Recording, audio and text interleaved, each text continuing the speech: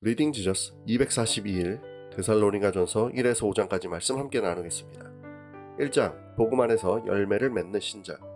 바울은 데살로니가 교인들이 믿음, 사랑, 소망의 삶을 살아가고 있음에 하나님께 감사를 드립니다. 신자의 믿음을 통해 역사가 이루어지며 신자는 사랑으로 말미암아 기꺼이 수고하게 되며 신자는 하나님께서 약속하신 소망을 가지며 인내하며 현재의 삶을 살아갑니다. 이러한 데살로니가 교인들은 하나님의 사랑으로 택함을 받은 자들이며 은혜 가운데 우상을 버리고 예수님을 믿음으로 하나님께로 돌아온 자들입니다. 2장 방해받는 복음. 바울은 빌립보에서 고난을 당했습니다. 하지만 바울은 어려움 속에서도 복음을 데살로니가에도 전했습니다. 거짓 교사들처럼 무엇을 말하고 복음을 전한 것이 아니었습니다. 오직 하나님의 기쁨과 그분의 영광을 위해 고난 속에서도 복음을 전했던 것입니다.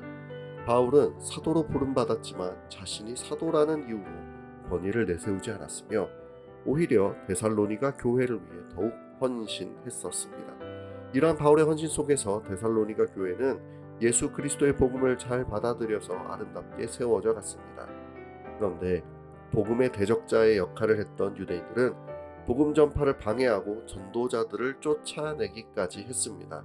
잠시 전도자인 바울도 이들을 떠날 수밖에 없었지만 다시 데살로니가에 방문하여 복음을 다시 전하기를 원했습니다. 3장 박해 속에서도 지키고 있는 믿음. 바울은 우선 디모데를 데살로니가에 보냈었고 디모데는 이들을 돌아보고 격려했습니다. 그리스도인들은 예수님처럼 복음 때문에 세상의 박해를 받을 것입니다. 이것이 신자를 당황하게도 만들 수 있습니다. 하지만 바울에게 다시 돌아온 디모데가 이들이 믿음과 사랑으로 험난한 시간을 잘 견뎌내고 있다는 복된 소식을 전달해 주었습니다. 바울은 이에 감사가 가득한 마음으로 데살로니가 교인들에게 편지를 보냈던 것입니다. 그리고 다시 바울도 데살로니가에 방문하기를 원했습니다. 방문하기 전에 바울은 이들에게 사랑이 넘쳐서 주께서 다시 오실 때까지 흠없이 거룩해지기를 바라며 축복하며 기도하고 있습니다. 4장 끝까지 견뎌야 하는 이유. 바울은 데살로니가 교인들에게 복음 안에서 마땅한 삶을 배운 대로 살아갈 것을 권면합니다. 자신들의 익숙한 문화가 아니라 하나님께서 원하시는 거룩한 삶으로 적극적으로 살아갈 것을 격려하는 것입니다. 아직 이들은 먼저 죽은 그리스도인의 부활에 대해서는 아직 자세하게 배우지 못했으므로 절망과 혼란함이 있었습니다. 바울은 먼저 죽은 그리스도인들은 주님이 다시 오실 때 이들도 주님과 같이 다시 살아날 것이라고 가르칩니다. 따라서 이들은 죽음을 이기신 예수 그리스도를 온전히 신뢰하며 의심과 실망이 아닌 확신과 담대함으로 완성될 하나님 나라를 기다려야 합니다. 5장 반드시 오는 그날.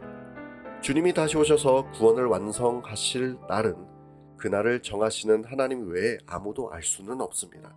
하지만 알 수 없다는 것이 더디게 그날이 온다는 것을 의미하지 않습니다. 그날이 언제 올지 모르기 때문에 늘 깨어서 준비해야 합니다.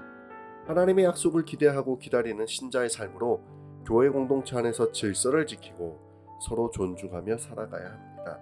이를 위해 항상 기뻐해야 하고 쉬지 말고 기도해야 하며 범사에 감사해야 합니다. 은혜를 사모하며 약속을 기다리는 자를 하나님께서 거룩하게 하시고 흠없이 보존하실 것입니다. 말씀을 붙들고 함께 기도하겠습니다. 험한 세상 속에서 믿음을 지키고 믿음대로 살아가는 것이 얼마나 괴롭고 어려운 일인지 매 순간 깨닫습니다.